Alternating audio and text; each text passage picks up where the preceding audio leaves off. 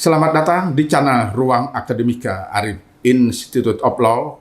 Tema kita kali ini adalah mengenai PPATK bongkar aliran dana dari luar negeri masuk ke rekening partai politik di Indonesia. Para sahabat akademika, PPATK baru-baru ini telah bongkar skema aliran dana 193 miliar masuk ke rekening partai politik. Hal ini disampaikan oleh CNBC Indonesia pada 15 Februari tahun 2024. Jadi sebagaimana tadi saya sampaikan, Pusat Pelaporan dan Analisis Transaksi Keuangan atau disingkat PPATK melaporkan adanya aliran dana sebesar 195 miliar dari luar negeri masuk ke 21 rekening bendahara partai politik. Nah, hal itu diungkapkan oleh Kepala PPATK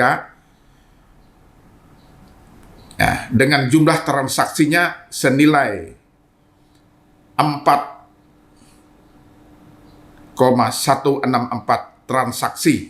Nah, dari 21 partai politik tersebut, pada tahun 2022 ada 8.270 transaksi. Dan meningkat di tahun 2023 ada 9.164 transaksi. Nah, mereka itu menurut Kepala PPATK diketahui menerima dana dari luar negeri. Nah, tentu saja aliran dana itu bersumber dari apa yang disebut dengan tindak pidana asal atau predikat crime, sebagaimana diatur dalam pasal 2 ayat 1 Undang-Undang Nomor 8 Tahun 2010 tentang pencegahan dan pemberantasan tindak pidana pencucian uang.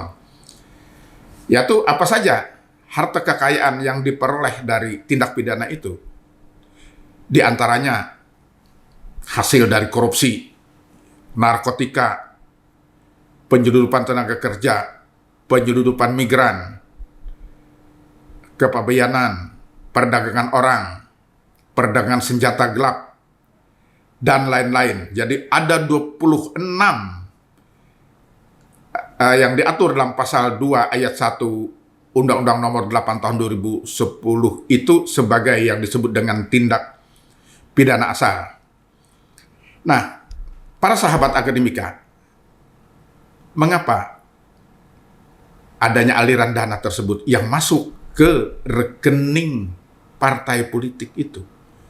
Nah, ini tentu juga sangat berkorelasi dengan biaya mahal politik di Indonesia. Jadi yang namanya biaya mahal itu artinya kan perlu modal, perlu sponsor. Nah, hal itu untuk membiayai mulai dari proses awal seperti saat ini, ya, menjelang pemilu, sampai nanti terakhir. Mengapa hal itu dilakukan? Karena untuk merawat pemilih, pendukung, dan sebagainya. Dan itu tentu bukan biaya yang sedikit dan membutuhkan biaya yang mahal. Nah, jadi sistem politik kita seperti saat ini itu memang sangat berpotensi ya bagi praktek pencucian uang. Nah, di arena ini ya, di arena pemilu langsung seperti ini, aliran-aliran dana seperti itu tidak bisa terhindarkan, ya. Ada tahapan-tahapan, para sahabat akademika, tahapan dalam teknik dan metode pencucian uang. Jadi, pertama itu adalah penempatan. Jadi, penempatan harta kekayaan ke dalam sistem keuangan melalui bank atau lembaga keuangan non-bank. Nah, yang kedua adalah mentransfer atau layering. Jadi, kekayaan yang berasal dari tindak pidana yang telah berhasil ditempatkan baik di bank maupun yang non-bank. Kedua, transfer atau layering harta kekayaan yang berasal dari tindak pidana yang telah berhasil ditempatkan pada penyedia jasa keuangan atau PJK, terutama bank, ke PJK yang lain. Nah, dengan dilakukannya layering itu, maka akan menjadi sulit bagi penegak hukum untuk dapat mengetahui asal-usul harta kekayaan tersebut. Jadi ini semua upaya apa? Untuk mengelabui para penegak hukum. Nah, yang ketiga, para sahabat akademika, adalah integrasi. Jadi, integrasi itu membutuhkan penempatan harta yang diperoleh dari hasil kejahatan itu ke dalam ekonomi yang sah, tanpa menimbulkan kecurigaan asal dari perolehannya. Jadi misalnya beli barang mewah, beli real estate, ya. Nah, termasuk juga ini bisa menempatkan ke dalam sistem pemilihan umum seperti sekarang ini. Ya, memang sebelumnya PPATK sudah mengingatkan. Jadi sudah membentuk juga Satgas untuk mengantisipasi adanya pencucian uang di arena pemilihan umum tahun 2024 ini. Dan ini ternyata terbukti ada aliran dana dari luar negeri tersebut. Nah, karena itu hal ini tentu para sahabat akademika tidak bisa dibiarkan. Jadi penegak hukum harus jalan, ya. Tidak pandang ini kelas atas atau kelas apa, itu kan tidak pandang itu. Jadi betul-betul penegak hukum harus betul-betul melihat dari kemurnian hukum itu sendiri.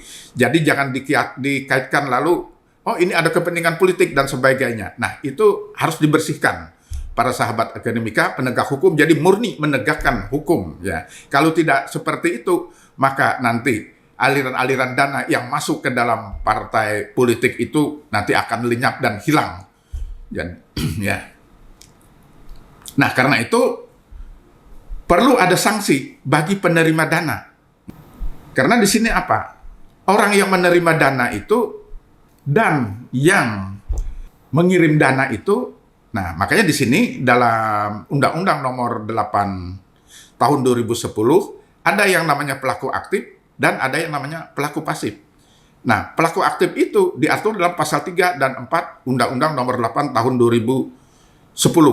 Pelaku pasif diatur dalam pasal 5 Undang-Undang Nomor 8 Tahun 2010. Pelaku pasif itu tadi bendahara parpol itu yang menerima. Orang yang menerima. Makanya di sini dalam pasal 3 diantaranya rumusannya apa? Menempatkan, mentransfer, mengalihkan, membelanjakan, membayarkan, menghibahkan, menitipkan, membawa ke luar negeri, mengubah bentuk, menukarkan dengan mata uang atau surat berharga atau perbuatan lain atas harta kekayaan tersebut yang diketahui atau patut diduganya merupakan hasil tindak pidana sebagaimana tadi diatur dalam pasal 2 ayat 1 Undang-Undang Nomor 8 Tahun 2010. Tujuannya apa? Untuk menyembunyikan atau menyamarkan asal-usul harta kekayaan. Nah, ini bagi sisi pelaku. Apa? Untuk menyembunyikan. Di mana menyembunyikannya? Ya, di arena pemilu seperti ini. Nanti, kalau itu nanti sudah berhasil, dan dia misalnya dapat proyek di situ, dari siapa yang pemenangnya. Nah, ini seolah-olah dana yang diperoleh itu, ini dianggap atau dipandang sebagai dana yang halal atau legal, padahal sumbernya itu adalah berasal dari hasil dari kejahatan seperti tadi yang saya sebutkan, ya. Nah, lalu pasal 4, setiap orang yang menyembunyikan atau menyamarkan asal usul sumbernya, ya, lokasinya, peruntukannya, mengalihkan hak-hak atau kepemilikan yang sebenarnya atas harta kekayaan tersebut. Jadi di sini ada nilai pencegahan anti pencucian uang. Jadi yang di mana? Yang diketahuinya atau patut diduganya merupakan hasil tindak pidana sebagaimana diatur dalam pasal 2 ayat 1 ya Undang-Undang Nomor 8 Tahun 2010. Nah, di sini yang disebut dengan pelaku pasif para sahabat akademika adalah rumusan pasal 5 Undang-Undang Nomor 8 Tahun 2010. Jadi setiap orang yang menerima atau menguasai, mentransfer, membayar, hibah, sumbangan, penitipan, atau menggunakan harta kekayaan tersebut yang diketahuinya atau patut diduganya merupakan hasil dari tindak pidana sebagaimana dimaksud dalam pasal 2 ayat 1 Undang-Undang Nomor 8 Tahun 2010. Nah, jadi mereka yang menerima aliran dana dari luar negeri itu ini masuk dalam rumusan pasal 5 Undang-Undang Nomor 8 Tahun 2010. Nah, ini disebut sebagai pelaku pasif. Nah, tapi di sini kan sudah seharusnya patut diduganya bahwa itu merupakan hasil dari tindak pidana. Ya, jadi semua itu para sahabat akademika tidak ada yang gratisan. Nah, jadi disinilah kan dituntut itu, padahal sudah para partai itu kan, partai politik ini sudah berdeklarasi, sudah bersepakat jujur dan sebagainya. Nah, kalau begini, bagaimana para sahabat akademika dengan adanya aliran dana yang diungkapkan oleh kepala PPATK tersebut menunjukkan ada ketidakjujuran. Jadi untuk meraih menang dengan cara yang tidak benar. Nah, jadi di sini kita semua sebagai masyarakat ini juga perlu juga mewaspadai dan mengamati perilaku-perilaku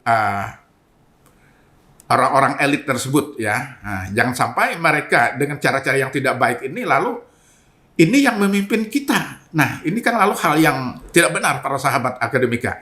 Dari contoh ini saja sudah menerima aliran dana untuk pemenangan. Nah, ini kan sesuatu yang artinya bertentangan dengan nilai-nilai demokrasi. Mengapa bertentangan dengan nilai-nilai demokrasi? Karena demokrasi itulah keterbukaan. Sementara yang menerima dana itu ini berupaya untuk menutupi. Demikian saya kira para sahabat akademika yang saya dapat sampaikan secara singkat pada kesempatan ini. Semoga walaupun sedikit ini dapat memberikan manfaat bagi kita semua, kita dalam melihat dan menyikapi atau mengamati perilaku-perilaku yang tidak baik atau tidak jujur. Padahal ini adalah calon-calon pimpinan bangsa ini. Nah, bagaimana bangsa ini dikelola oleh orang yang tidak jujur? Nah, ini ya mudah-mudahan saja dugaan ini tidak benar dan salah ya. Ya, kita berharap semoga diberikan petunjuk kepada mereka itu untuk melakukan perbuatan-perbuatan yang terbaik untuk bangsa ini dan jangan melakukan hal-hal yang tidak baik untuk kepentingan bangsa ini. Demikian, wassalamualaikum warahmatullahi wabarakatuh.